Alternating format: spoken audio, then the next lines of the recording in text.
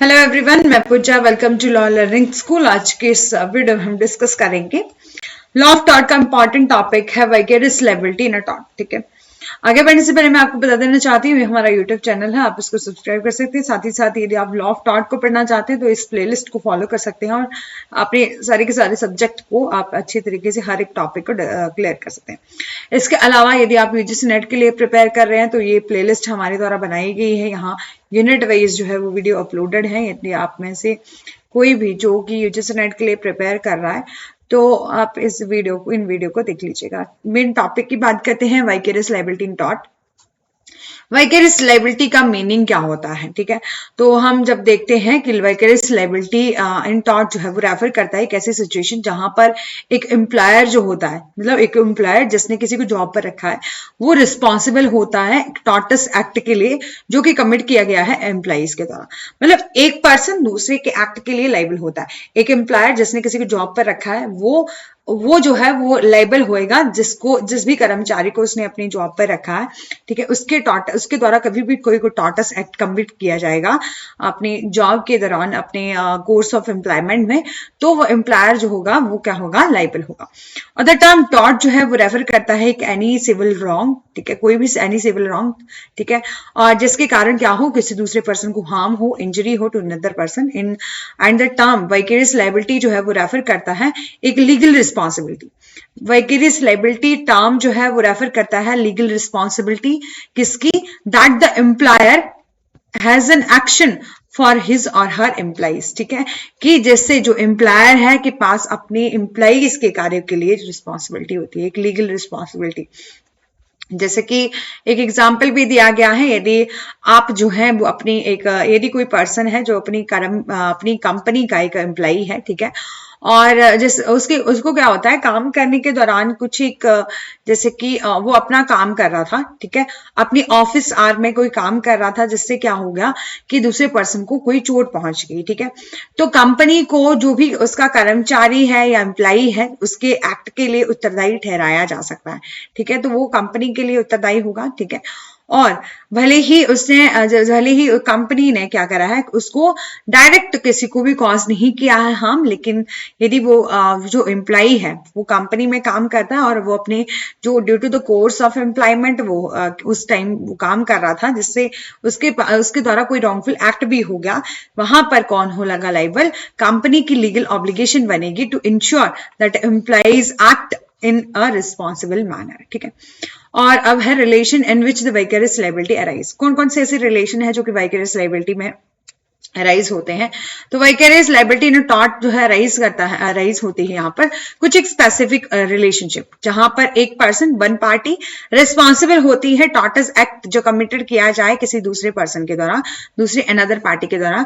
ठीक है, जैसे कि हमारा एम्प्लॉइज और एजेंट का रिलेशन, दीज आर रिलेशनशिप कौन कौन से हैं, जैसे एम्प्लॉयर एम्प्लॉई का, ठीक है, मतलब जिस भी पर्सन ने किसी को एम्प्लॉई के रूप में जो है वो काम पर रखा है, ठीक है, उनका रिलेशन बोले इस डॉक्ट्राइन, ये डॉक्ट्राइन जो वाइकेरियस लायबिलिटी है, यहाँ पर जो एम्प्लॉयर है, ठीक है, वो रिस्पॉन्सिबल होता है किसी भी टॉर्टस एक्ट जो कमिट किया जाए किसी के द्वारा, एम्प्लॉइज के द्वारा। ठीक है, तो वो पर्सन जो है वो क्या होगा, लायबल होगा। कौन?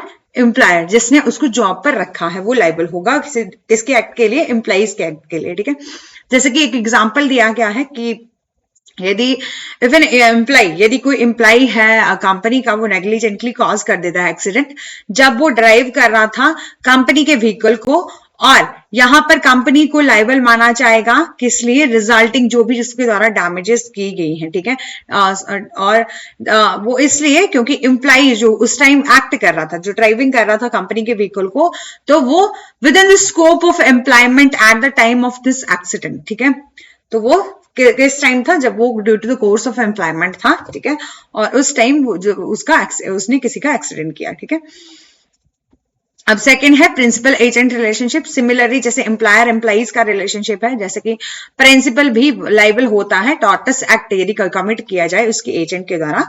और एजेंट क्या होता है, समवन, एजेंट कौन होता है, एक ऐसा पर्सन होता है जो एक्ट करता है किसके बिहाफ ऑफ पर, प्रिंसिपल के बिहाफ पर कोई काम करता है जो भी प्रिंसिपल के द्वारा ऑथराइज किया गया है उसको एक्ट करने के लिए। ठीक है, तो वो होता है प्रिंसिपल एजेंट का रिलेशनशिप, और यहाँ पर वाइकेरियस लायबिलिटी बनती है। प्रिंसिपल जो है वो एजेंट के काम के लिए जो है वो लायबल रहता है, ठीक है। अब है पार्टनरशिप रिलेशन।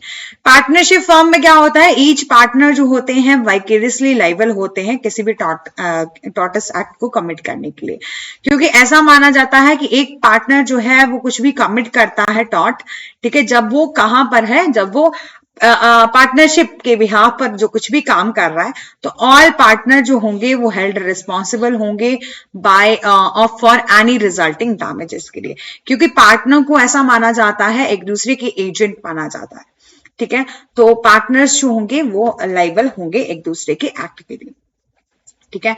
और पेरेंट्स चाइल्ड रिलेशनशिप, जैसे कि सर्टेन सर्कमस्टांसेस में जहां पर पेरेंट्स जो है हेल्ड वाइकेरियसली लायबल होते हैं टॉर्टस एक्ट जो भी कमिट किया जाए जो कि उस चाइल्ड के द्वारा। जैसे कि फॉर एग्जांपल के लिए एक माइनर चाइल्ड जो है वो क्या कर देता है, एक्सीडेंट कर देता है, कार एक्सीडेंट कर देता है, जिसकी वजह से जो ड्राइविंग, ठीक है, वाइल ड्राइविंग फैमिली व्हीकल, यदि वो कोई अपना फैमिली व्हीकल ड्राइव कर रहा था और उससे माइनर बच्चे से क्या हुआ, कोई एक्सीडेंट हो गया, तो जो भी ऑनर होगा उस व्हीकल का, यानी कि उसके पेरेंट्स, वो रिस्पॉन्सिबल होंगे उसके रिजल्ट को जो भी उसके द्वारा किया गया है डैमेजेस, ठीक है। अब है इंडिपेंडेंट कॉन्ट्रैक्टर का रिलेशनशिप। यहां पर एम्प्लॉयर जो है वो रिस्पॉन्सिबल नहीं होता, वाइकेरियसली लायबिलिटी एम्प्लॉयर की नहीं बनती इंडिपेंडेंट कॉन्ट्रैक्टर के मामले में, क्योंकि एक बोला है employer is not held vicariously liable for the tort's act जो कमिटेड किया जाए किसके द्वारा, इंडिपेंडेंट कॉन्ट्रैक्टर के द्वारा, ठीक है। क्योंकि this is because an independent contractor is not an employee, क्योंकि जो इंडिपेंडेंट कॉन्ट्रैक्टर है वो एम्प्लॉय नहीं है, क्योंकि इन जनरली हम कंसीडर करते हैं be operating a separate business entity, क्योंकि वो जो इंडिपेंडेंट कॉन्ट्रैक्टर मतलब ठेकेदार जो है वो अपना एक सेपरेट बिजनेस करता है, ठीक है। वो किसी का एम्प्लॉय नहीं होता, वो किसी का कर्मचारी नहीं है, क्योंकि उसका जो एम्प्लॉयर का कंट्रोल नहीं है उस पर, ठीक है। मतलब वो उसे बोल सकता है कि आपको ये पर्टिकुलर काम करना है, ये टारगेट दिया जाता है कि आपको इतने टाइम तक करना है, लेकिन जो इंडिपेंडेंट कॉन्ट्रैक्टर है उसका अपना बिजनेस है, उसको ऐसा नहीं है कि एम्प्लॉयर जब बोलेगा तब वो काम करेगा, वैसे एम्प्लॉयर नहीं बोलेगा तब वो काम नहीं करेगा, ठीक है। और मतलब हायर करना तो एम्प्लॉयर करता है, लेकिन उसको फायर करना, जैसे निकाल देना जॉब से कि अब जो है वो आप काम नहीं करो, ये जो है एम्प्लॉयर के पास जो है वो अथॉरिटी नहीं होती, ठीक है। इसलिए कुछ एक कंडीशन है वाइकेरियस लायबिलिटी और इन टॉर्ट की, जैसे कि एम्प्लॉयर एम्प्लॉइज और प्रिंसिपल एजेंट का रिलेशनशिप होता है, ये मेंशन किया गया है कि यदि मतलब कुछ एक कंडीशन है कि जब हम वाइकेरियस लायबिलिटी इन टॉर्ट देखते हैं, ठीक है, कि एक कुछ एक जैसे कि मेंशन किए गए हैं वाइकेरियस लायबिलिटी में टॉर्ट जब अराइज होता है तो स्पेसिफिक रिलेशनशिप, जैसे अभी हमने देखी पार्टनरशिप का, प्रिंसिपल एजेंट का, इन सभी रिलेशनशिप पर हमारी वाइकेरियस लायबिलिटी होती है, ठीक है। वहां पर वन पार्टी जो है वो रिस्पॉन्सिबल होती है, held responsible for vicarious act जो कि कमिट किया गया है अदर पार्टी के द्वारा। ये इंक्लूड करता है एम्प्लॉयर एम्प्लॉइज, मास्टर सर्वेंट और हमारा प्रिंसिपल एजेंट का, ठीक है। और इसके लिए बहुत ही ज्यादा इंपॉर्टेंट है नोटेड करना कि जो रिलेशनशिप कैसा होना चाहिए, लीगल रिलेशनशिप होना चाहिए। मतलब यदि आपने किसी को जॉब पर रखा है, ठीक है, आप एम्प्लॉयर हो और अपने एम्प्लॉइज को जॉब पर रखा है, और किसी एजेंट को आपने जॉब पर रखा है, आप प्रिंसिपल हो और एजेंट को जॉब पर रखा है, तो उनके बीच में कोई ना कोई क्या होना चाहिए, लीगल रिलेशनशिप बनना चाहिए, मतलब कोई कॉन्ट्रैक्ट, कोई एग्रीमेंट उनके बीच में जो है साइन होना चाहिए विद द एम्प्लॉयर और प्रिंसिपल के बीच में। और जो सेकंड बोला है कि टॉर्टस एक्ट जो है कमिट किया गया है तो with in the scope of employment agency, जो भी टॉर्टस एक्ट जो है कमिट किया गया है वो एम्प्लॉइज और एजेंट के द्वारा कमिट किया गया है, तो वो within the scope of employment और एजेंसी होना चाहिए, मतलब जो उनको काम दिया गया है वही काम करते होने चाहिए। ऐसा नहीं है कि वो कुछ भी करके चले आ रहे हैं, मतलब बाहर कुछ और करके जा रहे हैं और लायबिलिटी किसकी बोल रहे हैं, प्रिंसिपल और किसकी होगी, एम्प्लॉयर की होगी, तो ऐसा नहीं होगा, ठीक है। तो बोला है दिस मीन दैट ऑल जो ही एक्ट उनके द्वारा किया जा गया है, ठीक है, और एम्प्लॉय और एजेंट के द्वारा उन्हीं ड्यूटी को परफॉर्म करते हुए होना चाहिए जो कि किसके द्वारा दी गई है, एम्प्लॉयर और प्रिंसिपल के बिहाफ पर वो कर रहे हैं, ठीक है। If the act was committed outside the scope of employment, यदि कोई भी एक्ट जो है कमिट किया जाता है outside the scope of employment, ठीक है, तो एजेंसी और एम्प्लॉयमेंट और एजेंसी, देन एम्प्लॉयर और प्रिंसिपल जो होंगे वो लायबल नहीं होंगे। और इसके अलावा बोला है connection between the tort's act and the employment और एजेंसी, ठीक है। बोला है there must be an connection between the tort's act and the employment और एजेंसी। दिस मीन, इसका क्या मतलब है कि जो एक्ट किया गया है वो ऐसा कमिटेड होना चाहिए, फर्दरेंस द एम्प्लॉयर और प्रिंसिपल बिजनेस इंटरेस्ट। मतलब जो भी एक्ट किया गया है वो किसके इंटरेस्ट के लिए किया गया होना चाहिए, एम्प्लॉयर के लिए इंटरेस्ट के लिए होना चाहिए, प्रिंसिपल के इंटरेस्ट के लिए एजेंट करता होना चाहिए और उनके बिजनेस के लिए होना चाहिए, ठीक है। इसके अलावा वो अपनी इंटरेस्ट के लिए कोई काम कर रहे हैं तब वहां पर प्रिंसिपल की एम्प्लॉयर की कोई रिस्पॉन्सिबिलिटी नहीं होती, ठीक है। और जैसे कि एक एग्जाम्पल दिया गया है कि एक एम्प्लॉय क्या करता है, उसे टास्क दिया गया है कंपनी के द्वारा कि आप क्या करोगे, डिलीवरी करोगे फॉर कंपनी, ठीक है। और वो कंपनी के और वाहन जो कंपनी के व्हीकल के द्वारा वो मतलब जब वो and cause an accident while driving vehicle, ठीक है। और मतलब उसको डिलीवरी का काम सौंपा गया है और वो क्या करता है, कंपनी के वाहन को चलाते समय दुर्घटना के कारण जो है वो उसे मतलब उससे किसी दूसरे का नुकसान हो जाता है। तो यहाँ पर जो एम्प्लॉयर होगा वो रिस्पॉन्सिबल ठहराया जाएगा, क्योंकि जो भी एक्सीडेंट हुआ है वो तब हुआ है जब वो कहा था, एम्प्लॉइज की जो भी उनके द्वारा ड्यूटी दी गई थी, परफॉर्म कर रहा था वो उन ड्यूटीज को related to the employer business, ठीक है। मतलब जो भी एक्ट किया जा रहा है, जो भी यदि उनसे कॉज हार्म हो गया है तो इस कारण हुआ है क्योंकि वो किसके इंटरेस्ट में था, प्रिंसिपल और एम्प्लॉयर के इंटरेस्ट में था, और साथ ही साथ जो है उनको कुछ एक ड्यूटी दी गई है वो उनको निभा रहा था, ठीक है। बोले नो पर्सनल मोटिव, जो भी एम्प्लॉइज है और एजेंट है उनका कोई पर्सनल मोटिव नहीं होना चाहिए ऑन द पार्ट और एम्प्लॉय और एजेंट, ठीक है। टॉर्टस एक्ट यदि कमिट किया गया है एम्प्लॉइज और एजेंट के द्वारा, तो वो अपने पर्सनल रीजन और मोटिव की वजह से नहीं होना चाहिए, ठीक है। फॉर एग्जांपल दिया गया है कि कोई भी एम्प्लॉय है वो कमिट करता है थेफ्ट, ठीक है। मतलब ड्यूरिंग द वर्किंग हार भी जो मतलब जो भी उनका वर्किंग टाइम था उनके दौरान ही वो क्या कर लेता है, थेफ्ट कर लेता है। तो यहाँ पर थेफ्ट जो है वो रिलेटेड नहीं है एम्प्लॉयर के बिजनेस से, इसलिए एम्प्लॉयर यहाँ पर लाइबल नहीं होगा। फिर बोला कुछ एक एक्सेप्शंस दी गई हैं वाइकेरियस लाइबिलिटी इन टॉर्ट की, यदि vicarious liability in a tort is well established legal doctrine, there are the certain exceptions दी गई हैं एम्प्लॉयर प्रिंसिपल के लिए, और may not be held liable, कि वो क्या होंगे, लाइबल नहीं होंगे। मतलब कब जो कौन सी ऐसी कंडीशन है जहां पर एम्प्लॉयर और जो हमारे प्रिंसिपल हैं, ठीक है, वो लाइबल नहीं होंगे। टॉर्टस एक्ट यदि कमिट किया जाता है एम्प्लॉइज और एजेंट के द्वारा तब, ठीक है। तो कुछ एक जैसे कि फ्लोरिक और डेटोर जो है एक एक्सेप्शन दी गई है, यदि ऐसा कोई एक्टिविटी उन्होंने की है, ठीक है, जो कि outside the scope of employment करी है, तब वहां पर क्या होंगे, एम्प्लॉयर और प्रिंसिपल जो होंगे वो लाइबल नहीं होंगे किसी भी टॉर्टस एक्ट के लिए, ठीक है। और इसके अलावा यदि उन्होंने कोई इंटेंशनल टॉर्ट किया है, मतलब जनरली जो एम्प्लॉयर और प्रिंसिपल जो होंगे वो लाइबल नहीं होंगे यदि जो भी एक्ट किया गया है एम्प्लॉइज और एजेंट के द्वारा वो अपनी इंटेंशन से किया गया है, ठीक है। अपनी इंटेंशन से किसी दूसरे को क्या कर दिया, रिजल्ट मतलब जैसे कि किसी दूसरे को असॉल्ट, बैटरी, डेफामेशन किया है, ठीक है। तो वहां पर क्या होंगे, हम जो प्रिंसिपल और एम्प्लॉयर जो है वो एजेंट और एम्प्लॉइज के काम के लिए रिस्पॉन्सिबल नहीं होंगे, ठीक है। और जैसे कि इंडिपेंडेंट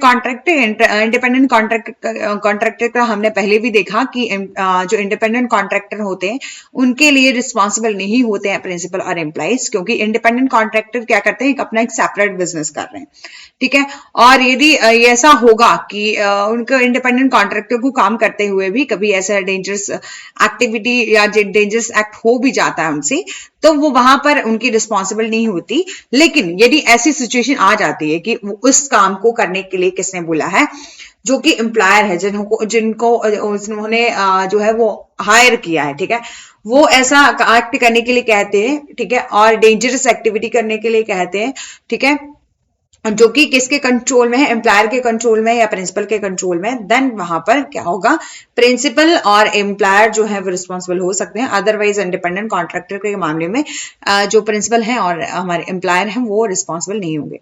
अब बोला है कि यदि एक्ट किया गया है outside the course of employment, की उनके द्वारा एक्ट किया गया है कब, outside the course of employment, मतलब अपनी जो वर्किंग आवर है या अपना वर्किंग जो भी उनका एम्प्लॉयमेंट का टाइम है, ठीक है, उसके बाद किया जाए, ठीक है, तब वहां पर एम्प्लॉयर और प्रिंसिपल जो होंगे वो लायबल नहीं होंगे, ठीक है।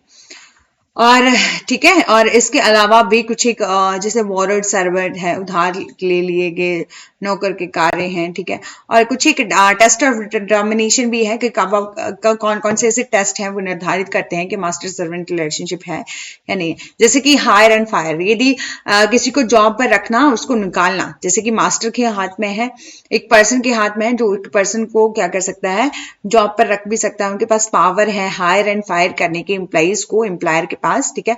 और एम्प्लॉयर जो है वो कंसीडर करते हैं मास्टर की तरह, ठीक है, और एम्प्लॉइज जो है वो कंसीडर किए जाते हैं सर्वेंट की तरह, ठीक है। मतलब उनको जॉब पर रखना निकालना किसी एक पर्सन के पास अथॉरिटी है तो उसे हम कहते हैं मास्टर, ठीक है। और हमारा डायरेक्शन एंड कंट्रोल टेस्ट की एक जो उसको जॉब पर रखा है उसके पास पावर है कि वो उसको डायरेक्ट कर सकता है, कंट्रोल कर सकता है, ठीक है। तो वो भी मास्टर सर्वेंट के रिलेशनशिप में आता है। इसके अलावा जैसे मल्टीपल टेस्ट हैं, ठीक है। और जैसे कि रिस्पोंडेंट सुपीरियर है, vicarious liability by in which the liability master arise, कब कब जो है वो लायबिलिटी बनेगी मास्टर की, तो कब कब बनेगी, यदि कोई भी जो एक्ट किया गया है सर्वेंट के द्वारा वो नेचुरल कंसिक्वेंसेस में हुआ है, जब वो एक्ट कर रहा था एक मतलब ड्यू केयर के साथ एक्ट कर रहा था सर्वेंट, ठीक है, फिर भी वहां पर कोई ऐसी जो है वो घटना हो जाती है तब मास्टर जो है वो लाइबल होएगा। और wrong due to the negligence of worker, ठीक है, कोई भी यदि एक्ट किया गया है नेग्लिजेंस ऑफ वर्कर, सर्वेंट जो है वो नेग्लिजेंट था अपने एक्ट के लिए, जो भी नेग्लिजेंट हुई है और कॉज हार्म हुआ है थर्ड पार्टी को, तो वहां पर मास्टर होगा may be liable to harm cause, ठीक है। यदि कोई wrong by excess or mistaken execution by the wrongful authority, ठीक है, तो इस सिनारियो में भी जो मास्टर होगा वो लाइबल होगा सर्वेंट के एक्ट के लिए, ठीक है। तो और इसके अलावा यही कुछ एक एक्ट थे, इंडिपेंडेंट कॉन्ट्रैक्टर का भी है, ठीक है।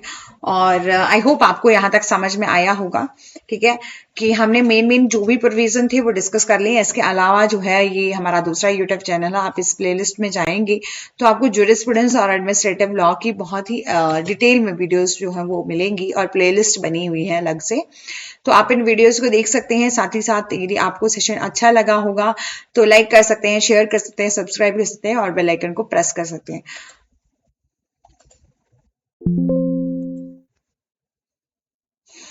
Do like, share and subscribe. Press the bell icon for further notification.